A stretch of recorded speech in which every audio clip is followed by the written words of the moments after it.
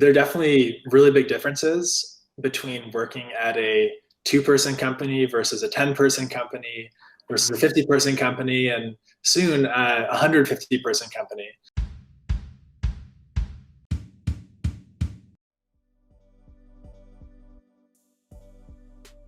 Working with 3 co-founders is at times challenging. It's interesting.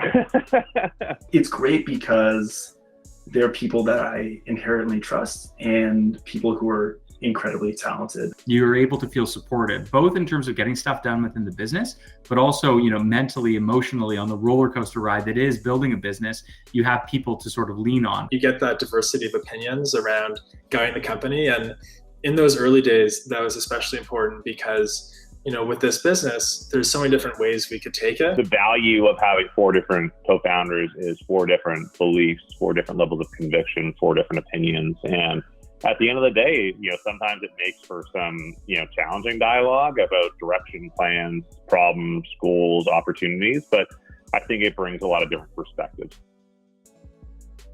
In the early days, there's an extreme lack of process. It's total the Wild West. But as we've gotten bigger, more employees, more responsibility, more customers, the systems, like the way we work, the way we track our progress, everything has just matured in a really fantastic way. Each lane has one focus. They have design, they have engineering resources, and their sole focus is on solving problems, understanding why those problems exist, how we're going to build the best thing humanly possible.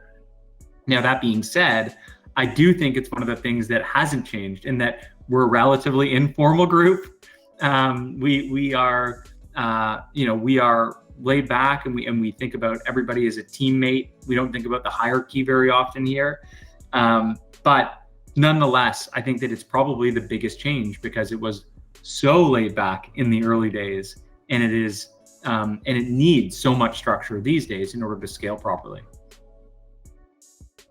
My hope is that we become the platform for helping people be hired and employed within Canada. Not just, again, in driving efficiencies in the workplace, but hypothetically, improving the way that they live their lives in general. I think we're in a unique opportunity and position as a business that does payroll and benefits to be able to educate people and give them a good opportunity to increase savings. Imagine getting your pay stub and it's fully digital. And imagine being able to play with it and understand, what would it mean if I automatically send some of this to a CFSA? What would it mean in 5 years, 20 years, right? What would it mean if I send this to an RRSP, right? Childhood Education Fund. Like, there's a lot of things that you can do from an educational standpoint, and then blending it with a product that creates a very good opportunity for Canadians as well as for our business.